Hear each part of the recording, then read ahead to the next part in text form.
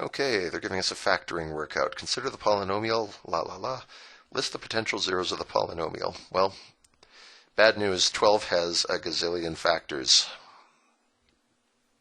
The factors are going to be plus or minus 1, plus or minus 2, plus or minus 3, plus or minus 4, plus or minus 6, and plus or minus 12. Those are all the numbers that will divide evenly into 12. So every one of those is a possible zero. Now,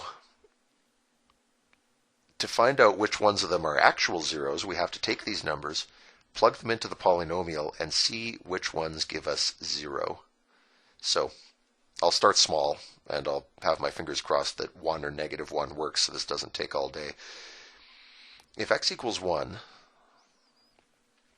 then this polynomial comes out to 1 plus 2 minus 7 minus 8 plus 12. 1 plus 2 is 3, minus 7 is negative 4, minus 8 is negative 12, plus 12 is 0. Oh, it's so good. They probably cooked the question to make this happen, but it's still fantastic when it does. The very first number that I tried ended up being a 0. We'll pretend that that was luck instead of engineering by the writers of the workbook. So the fact that this worked and that we got 0 tells us that 1 is a root, or a 0, and that x minus 1 is a factor. So now that we have that, basically that's a crack in the armor of our polynomial function, and we want to use it to pry it open and get more factors out of it. We want to take this polynomial and divide x minus 1 out of it, and then see what's left. We know there's an x minus 1 in there, and we want to know what the remaining piece is after we tear out the x minus 1. You can do that by long division, or you can do it by synthetic division. And I believe the last example I did was long division, so now I'm going to go to synthetic this time. So I'm going to do 1x to the 4th plus 2x to the 3rd minus 7x squared minus 8x plus 12. And we are dividing by the root, which is 1. There's two forms of synthetic division. I use the one where you put the root, the positive 1, outside, and then you add when you're going through here. If you have been taught the other form of synthetic division, then do not listen to me. It'll probably mess you up. Just turn off the volume until I'm done talking with synthetic, and you'll get the same answer as me, don't worry. Just don't listen to me saying to use the root and add. So, 1, 2, I'm just checking this one more time. 1, 2, minus 7, minus 8, and 12 is correct. We have our root here. So here goes the synthetic. 1 comes down. 1 times 1 is 1. 2 plus 1 is 3. Start again. 1 times 3 is 3. Negative 7 plus 3 is negative 4. Start again. 1 times negative 4 is negative 4. Negative 8 plus negative 4 is negative 12. Start again. 1 plus negative 12 is negative 12. 12 plus negative 12 is 0. Hooray. If this doesn't come out to 0, it means you have a remainder, which means something's gone wrong up here. Cry, go get another cup of coffee, and then start checking all your work because something's gone wrong. But if you get a 0, it means this did work.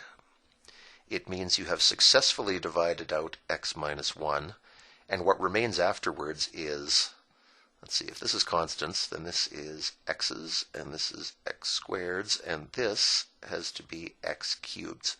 So our remaining piece is x cubed plus 3x squared minus 4x minus 12. Or sorry, doesn't equal 0. We're not solving an equation, we're just factoring. So that's good. We've got an x minus 1 out of it. Can we go any further? The question is, can we factor this anymore? I believe we can. What's catching my eye about this is I notice we have this term, and then this one has a coefficient 3 times as big. we have this term, and then this one has a coefficient 3 times as big. I think this thing can be factored by grouping. We could go back and use potential zeros again and take another shot at this, but I really doubt that we'll get lucky and find another nice factor. So I'm going to use grouping on this thing and see if we can get the solution before I run out of page to write on. I have x minus 1 here. From the first two terms, I'm going to take out x squared, and that leaves me with x plus 3. From the last two terms, I'm going to take out minus 4, and that leaves me with x plus 3. So, hooray, this is working. I now have x minus 1. I take out the x plus 3, that's a common factor, and that leaves me with x squared minus 4. So good. Noticing that this thing was groupable got me another factor out. Can we factor this anymore? Yes, we can, because it's a difference of squares. That comes apart as x minus 1, x plus 3, and x squared minus 4 factors to x plus 2, and x minus 2.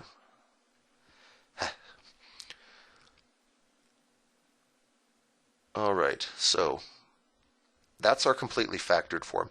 If you hadn't noticed the factoring by grouping, then at this point you would have to go back up to your list to continue factoring, and you'd have to say, okay, I know plus 1 worked, so that one's done.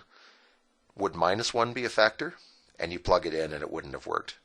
And then you would have said, how about 2? Was that a factor? Plug that in and it would have worked. I know that because this factor is down here now.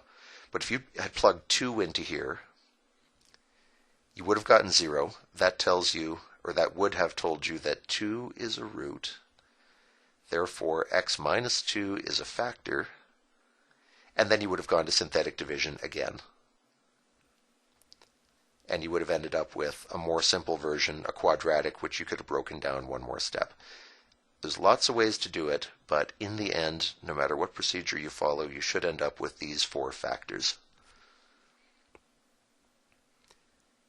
If you think you got a factoring method that works, or if you're having trouble getting this factored down without using the grouping thing, check with the teacher or one of the tutors and they can walk you through it. There's a lot of correct ways to do this, and I know that I'm not covering them all. So if you're doing something that kind of makes sense to you and it's getting these answers, but it isn't what I'm doing, don't worry about it. You're probably fine. Anyway, to get to the zeros here, every one of these factors is connected to a 0. X minus 1 tells us that 1 is a 0. X plus 3 tells us that negative 3 is a 0. X plus 2 tells us that negative 2 is a 0. And x minus 2 tells us that plus 2 is a 0. So that's our list of zeros. So, finally, state the roots of the equation x squared. Is that the same thing they said up top? Or are they pulling a fast one on us? X to the 4th plus 2x cubed minus 7x squared minus 8x plus 12. Yeah. This is exactly the same equation they had up top, so they're just saying what are its solutions? Well, we just found them. 1, negative 3, negative 2, and 2. Take any one of these numbers, plug it into this equation, and it will satisfy it. You'll end up getting 0 equals 0, which means that number is a solution. Or the other way to say it is that number is a root.